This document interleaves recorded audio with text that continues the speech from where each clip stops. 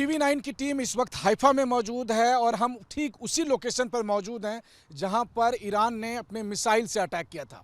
पूरी दुनिया ने देखा था जब हाइफा में ईरानी मिसाइल ने इस ऊंची विशाल इमारत के ठीक बगल में स्थित एक इमारत को हिट किया था। अब आप सोचिए कि 2000 किलोमीटर दूर ईरान से मिसाइल चलती है और वो जब इजराइल में हाइफा में पहुंचती है तो ठीक इस विशाल इमारत के बगल में जो 2-3 मंजिला इमारत है उसको ध्वस्त करती है। आखिर क्या उद्देश्य होगा, क्यों ऐसा किया गया है?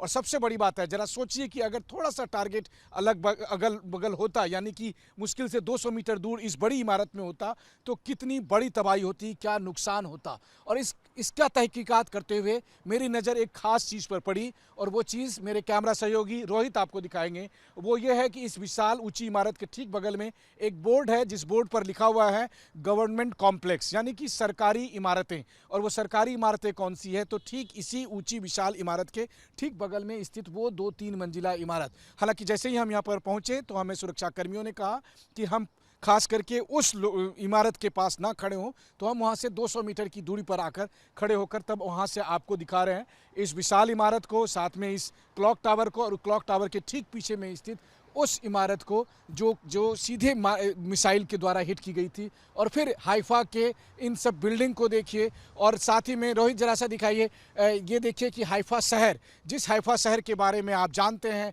जिसके बारे में आपको पता है कि ये इजराइल के सबसे महत्वपूर्ण औद्योगिक शहर में से एक है। ये इजराइल के पोर्ट सिटी के तौर पर दुनिया भर में मशहूर है। और इस शहर के बारे में आप देखिए तो यहाँ एक तरफ ये ऊंची पहाड़ी पर बसा हुआ ये शहर है, वहीं दूसरी तरफ समंदर है जहाँ पर हाइफा पोर्ट मौजूद है और जिसका इंडिया कनेक्शन आप सबको पता है। और ऐसी स्थिति में ये लगातार ईरान के मिसाइल हमले का एक टारगेट होने वाला शहर है। जब से ईरान ने मिसाइल दागना शुरू किया है तब से लगातार उसकी कोशिश है कि हर दिन वो हाइफा को टारगेट करते हुए करे। और कई बार ये जो हमले हैं वो सटीक भी बैठ रहे हैं। और उसका सबसे बड़ा प्रमाण है ये लोकेशन जहां पर इस वक्त टीवी 9 की टीम मौजूद है और आपको दिखा रही है। और यही इजराइल की दलील भी है कि अगर 2000 किलोमीटर दूर से ईरान इजराइल के हाइफा में इतने सटीक होकर निशाना बना सकता है तो ज़रा सोचिए क्या होगा अगर ईरान के पास परमाणु हथियार होंगे।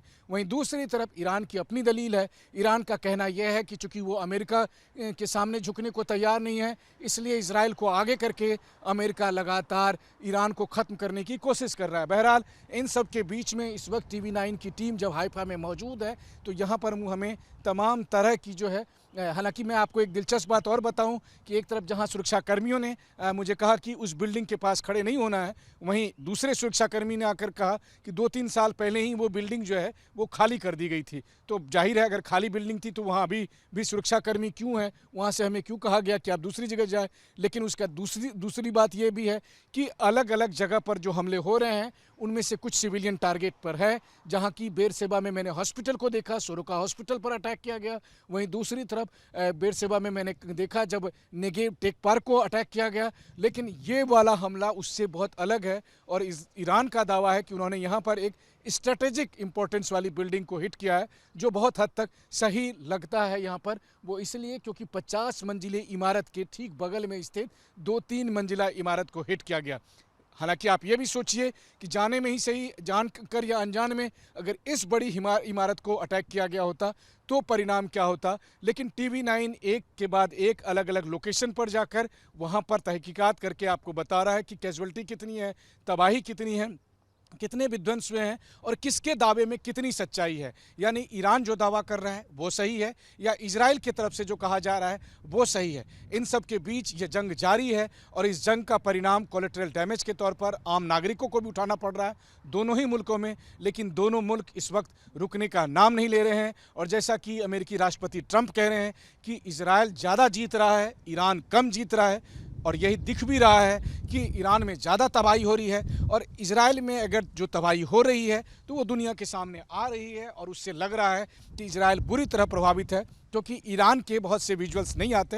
हाँ, एक बात सही है कि पिछले कई दिनों से हम अलग अलग लोकेशन पर जाकर तमाम अलग अलग लोकेशन को दिखाते हैं और लगभग अगर आप कहें तो 99% लोकेशन पर हमें स्वतंत्र होकर वहाँ से दिखाने की इजाज़त मिलती है और इससे हम सटीक जानकारी आप तक पहुँचा पाते हैं और यही हमारा आपसे कमिटमेंट भी है। कैमरामैन रोहित के साथ Manish Jha, TV 9, Haifa, Israel.